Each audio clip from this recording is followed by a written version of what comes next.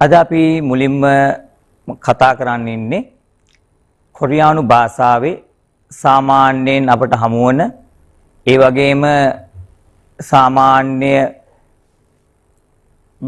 විභාගයකදී අත්‍යවශ්‍ය වන ව්‍යාකරණයක් පිළිබඳ ඔබට හඳුන්වා දෙන්නට. අපි පැහැදිලි කරන්නම් මුලින්ම මේ කියන ව්‍යාකරණ ගෝෂිප්තා. ගෝෂිප්තා.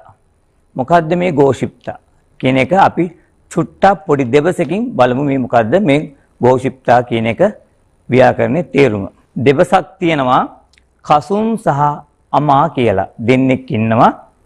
කසුන් කියනවා අමාශීනන් සෙන්ගිරේ මුසුන් සොම්මුරල් පද්ගු ශිප්පයෝ කියලා අහනවා. ඒ කියන්නේ අමා මහත්මිය උපන් දිනේට මොන වගේ තෑග්ගක් ලැබෙනවටද කැමතියි කියලා අහනවා. ඊට පස්සේ අමා උත්තර දෙනවා මෙන්න මේ විදිහට යෙප්පන් කබංගල් පද්ගු ශිප්පයෝ ලස්සන බෑගයක් ලැබෙනවා නම් කැමතියි කියලා.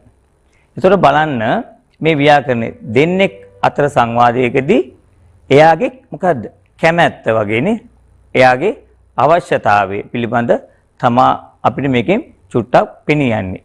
තව එකක් බලමු අපි. ඊට පස්සේ බලමු මේ ගෝෂිප්තා එක කියන ව්‍යාකරණය මොන වගේ අවස්ථාවකද අපි යොදන්නේ කියන එක. බලන්න ගෝෂිප්තා කියන ව්‍යාකරණය තොන්සාවා හම්කේ සයන් හන්දා.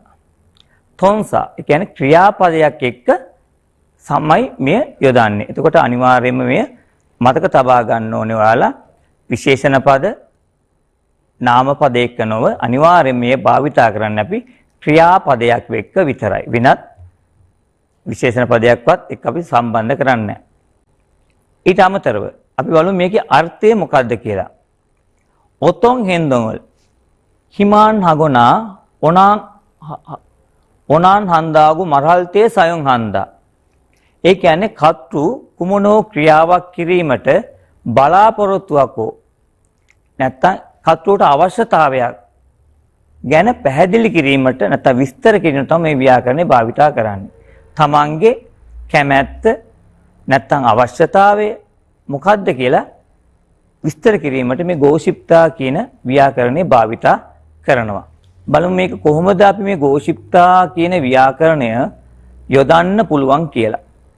එතකොට ඔයාලා දන්නවා සාමාන්‍ය ක්‍රියාමූල ගැන. ක්‍රියාමූල මේ තියෙන්නේ කදා කියලා තියෙන එක අනික මොක්තා කියලා ක්‍රියාමූල දෙකක් තියෙනවා. එකක් කදා කියන්නේ යනවා, මොක්තා කියන්නේ කනවා කියන එක.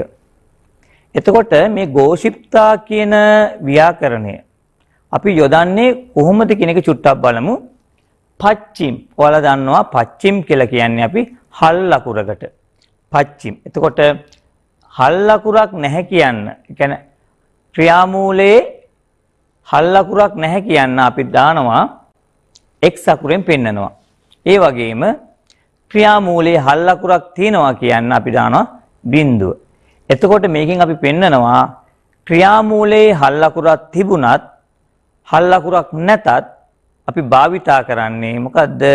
ගෝෂිප්තා කියන ව්‍යාකරණය. ගෝෂිප්තා. එතකොට බලමු කදායකට ගෝෂිප්තා එකතු වුණාම කොහොමද මේක යොදන්නේ?